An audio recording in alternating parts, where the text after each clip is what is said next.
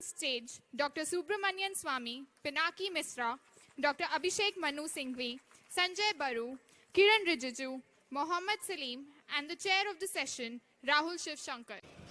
Let me ask you, Dr. Swamy, since he's not going to stick his neck out, I'm going to ask you.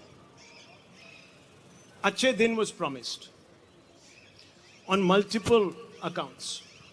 We were told that there were going to be large steps taken in certain directions, jobs, etc. And I don't want to recall the laundry list.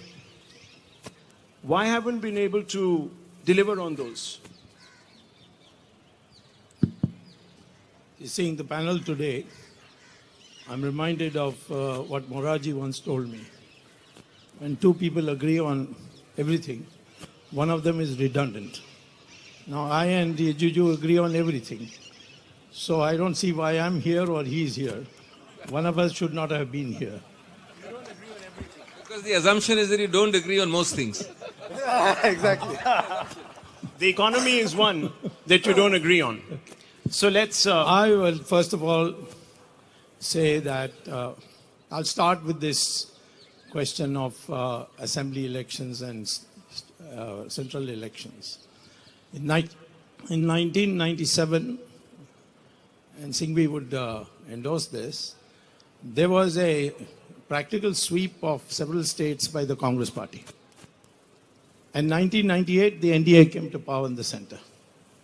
So it's not an unknown phenomenon that something which happens in the state automatically is a projection for this. Second, I don't think that we are going to do at all badly in these states. I think all the three states which have presently BJP chief ministers, I'm sure that we're going to get our government elected. So I can't base my differences with Jiju on that basis. I think we are going to do very well in the state elections. We'll probably improve substantially in both Mizoram and Telangana. But about this 2019 election, we have to learn a lesson if we have not already learned, that in 2004, Atal Bihari Vajpayee advanced the election by 6 months because the media told him that India is shining. And he believed it. But when the results came, we went to half our strength because the workers did not work. That's our internal analysis. And the workers of our party work when two main things are there, more than all that I've done so much in economy, I've got a 2% rise or a 4% rise. One is that he is a member of the party because of Hindutva. And we think that these 5 years, we have advanced on the cause of Hindutva much more than ever before. So Ram Mandir will bring Achhe Din. Whether Ram Mandir brings or not, whether Ram Mandir comes or not. Why are we even discussing Ram Mandir? Because the Prime Minister didn't. It was pushed to page 43 Prime of the Minister, BJP manifesto we have a division of labor. Prime Minister talks about economy and development and so on. But I speak about Hindutva. No, and many others. And many others. The cadre only wants to hear me on Hindutva. And on Hindutva, we have done much better than we ever did before we were in power. So that is one great motivation. No, workers, to motivate workers is very important.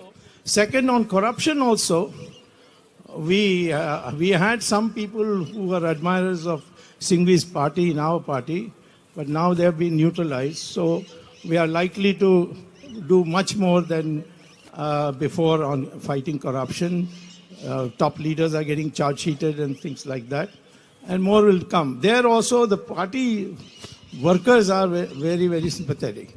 I also believe that the younger generation has been now convinced that this country needs a heavy dose of nationalism, and that is easy to convert to Hindutva. Dr. Swamy, that's not bread and butter issues. Come on, that's not that what there is the Prime no Minister such, promised. you are too anglicized. You don't think that. Anglicized. I tell you, if a bread and butter issue was there, Narasimha Rao would have won hands down. You said the best economic performance we had is when Narasimha Rao was Prime Minister, and he reduced the Congress party to half its strength. Wow, how do you explain that? And now what you're about, revising... What about various other people in the states who lost after doing great deal of economic reform? I don't agree with your bread and butter thing. Okay, This so is I an suppose- anglicized view of India. Okay. I think evolved in that. You heard Dr. Baru.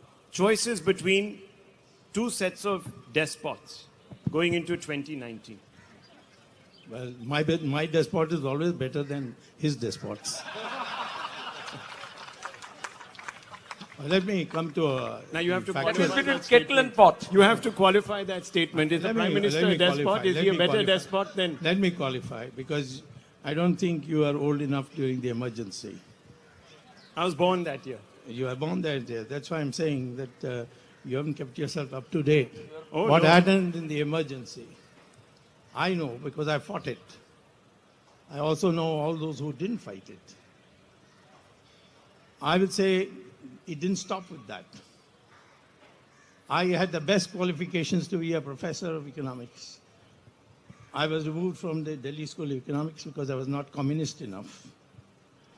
And I was removed from a full professorship at IIT because I spoke against socialism. And you won that case. And I won that case, and Morarji Desai even made me a member of the Board of Governors, which body had dismissed me in the first place. So I got my revenge, but that's another matter. But then during the UPA period, I wrote a book, a classic book on that deterrence of terrorism.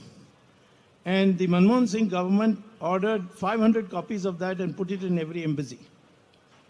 But Mr. Chidambaram registered an FIR under the terrorist wing of the Home Ministry against me, which of course I went to court and defeated him because Chidambaram doesn't know any law. That's why he'll go to jail very soon.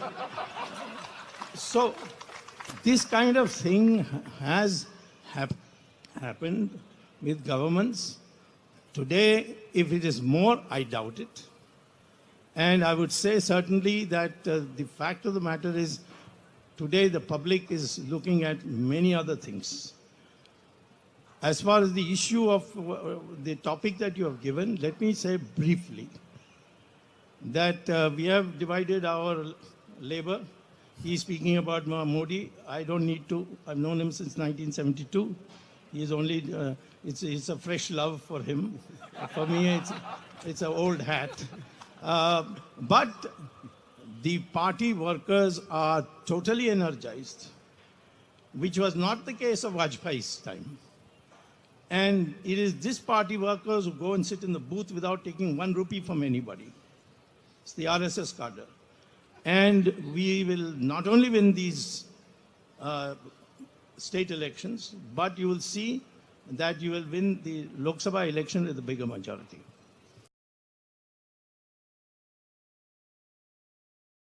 See, the problem that I see with the Mahagathbandhan, Garvardhan, is whether vote transfer takes place or not.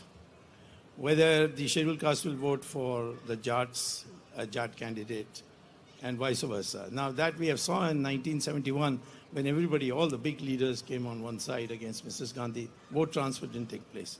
Secondly, there are some policy initiatives of our government which is cut into the vote bank of the opposition.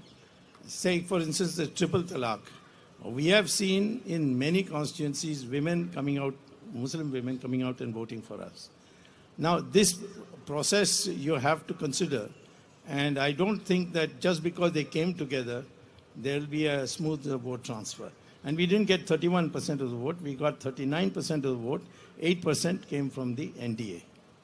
So therefore, it's a very substantial amount of vote to get in an election.